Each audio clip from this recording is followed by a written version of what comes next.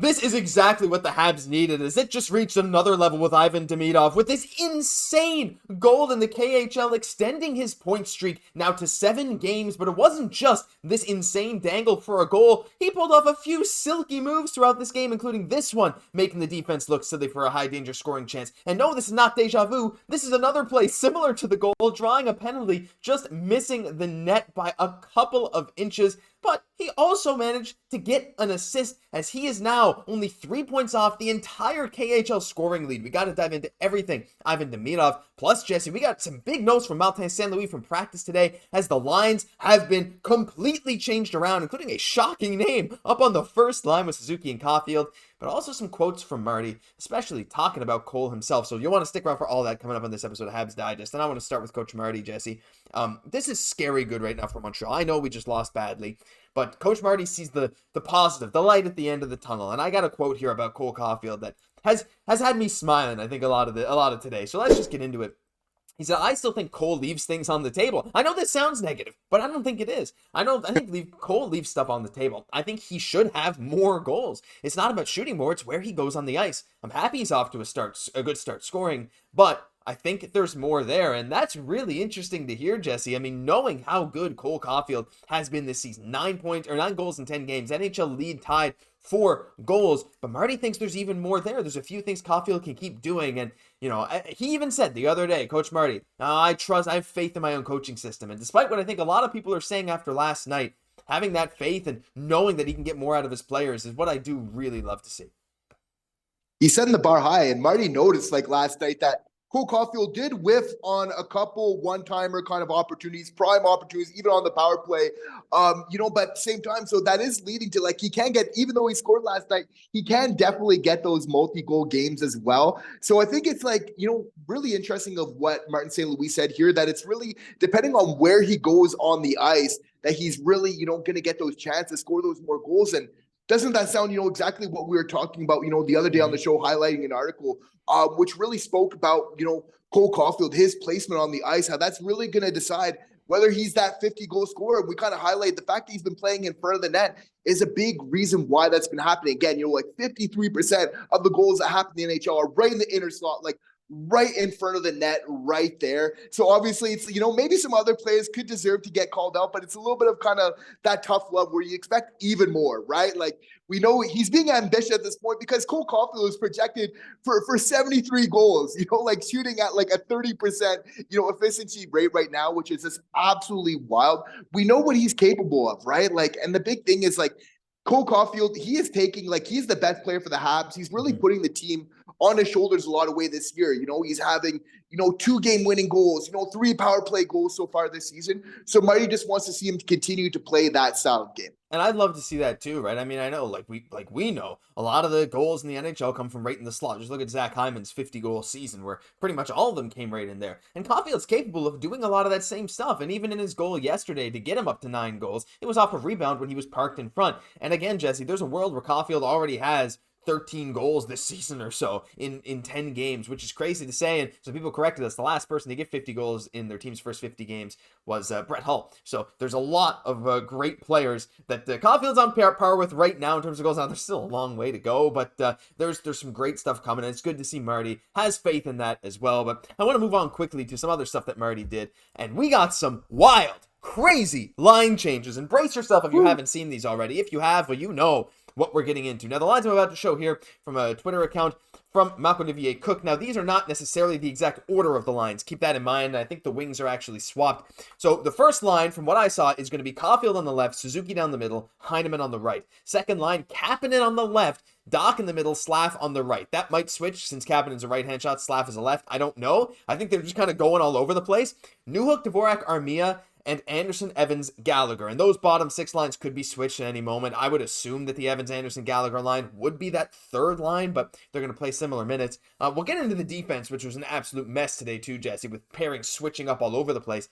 But this here was shock to me. Emil Heineman on the first line. I mean, we've been talking about getting him some more ice time, and he's been being handed this opportunity on a silver platter, saying, if you can't produce here, you're going right back down bottom. I can't wait to see what goes on here. That second line too, Slaf and Dach. I don't know. What do you make of this? I mean, Marty's clearly not afraid to just say, you know what? That was a bad loss. None of you did well. We're changing everything.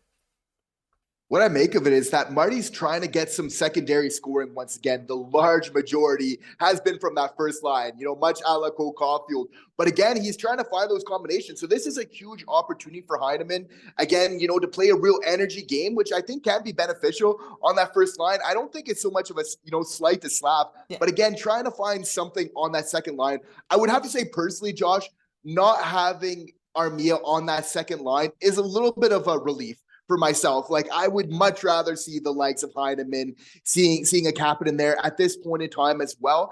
And it's really as well, a little bit of a demotion there. Definitely some shots fired at Alex Newhook, right? Like, he's not going to like this, but at the same time, like, if Heineman and Kaiden are kind of producing a little bit more in that top six, it definitely does leave a world where he can exploit a little bit more at that bottom six. So this is maybe an opportunity for him to really get some chances there, playing a little bit against lesser competition than he's used to in the matchups there. So, for me, after last night, as much as I like I'm a little bit surprised to see Slaf not kind of on that first line.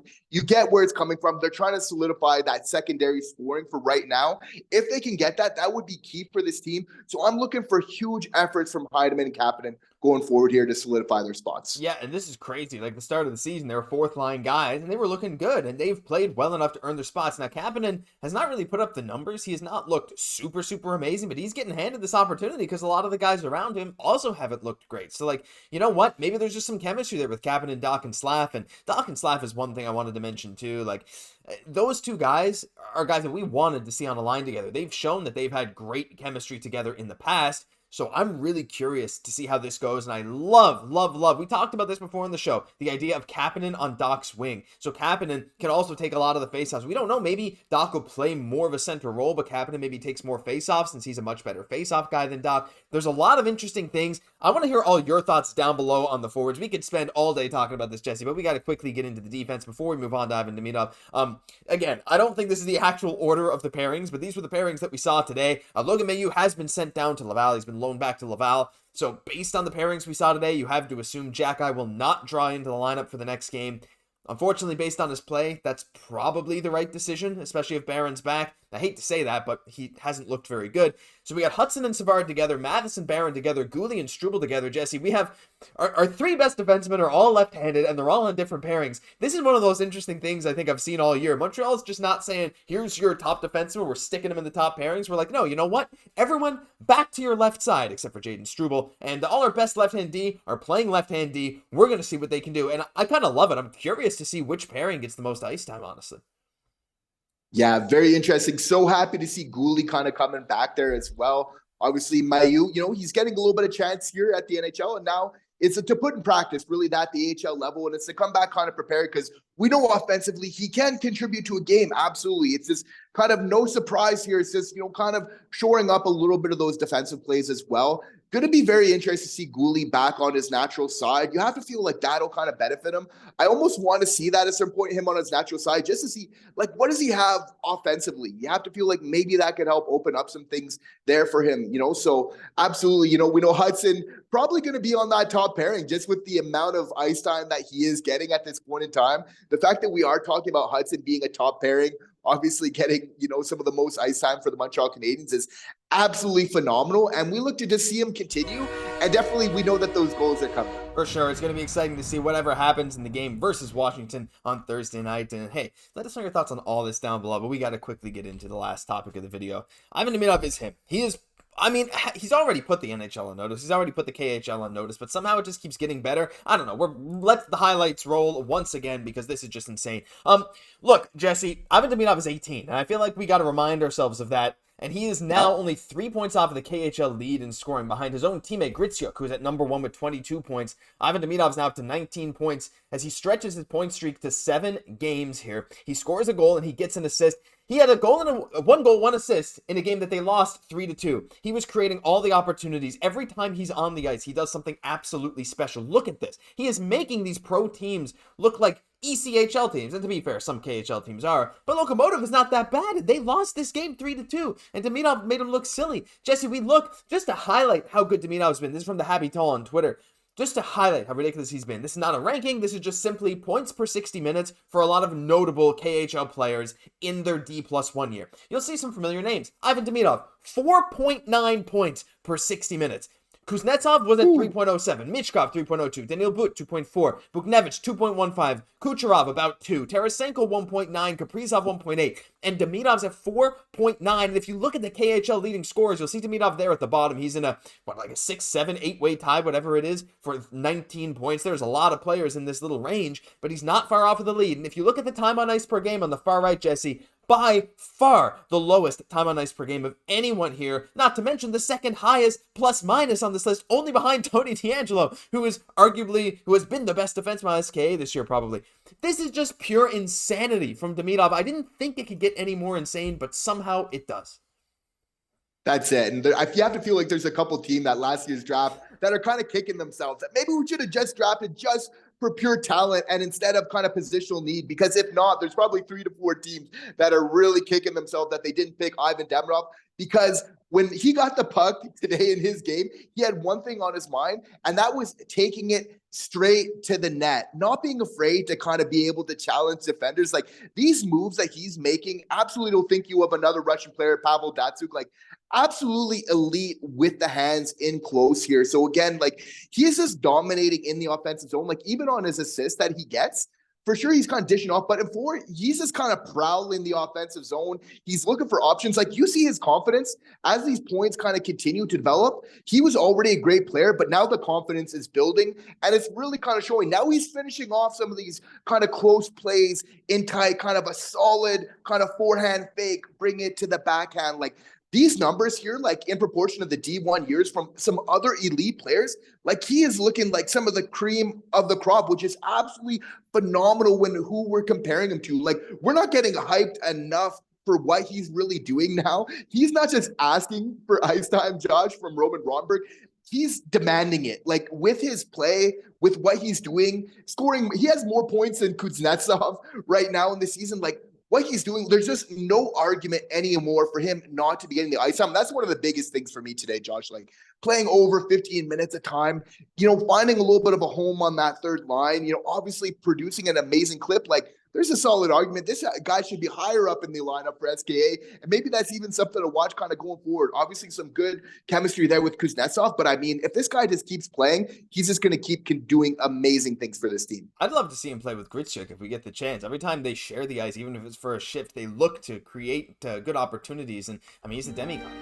Well, we all know it. I mean, that is who he is. He's doing stuff that no one would have expected. People are saying, like, he's one of the best players in the entire KHL, and he's 18 years old. And again, don't forget, on this list, a lot of these guys got power play time, and Demidov is not getting like any. So there's so many good things to talk about here. Again, we could go on and on about this all day, but let us know your thoughts down below. I know you guys are just as impressed with those highlights as we are, and I just can't wait for him to come over, Jesse. I mean, Artyom Levshunov, he's going to be great, but I mean, I'll just say he's no Ivan Demidov, but that'll do it for this episode of Habs Digest. If you enjoyed, leave a like, comment, subscribe to the channel. Thank you all so much for supporting us every single day. I'm Josh Gosse, my co-host, Jesse Poirier. We'll catch you in the next one.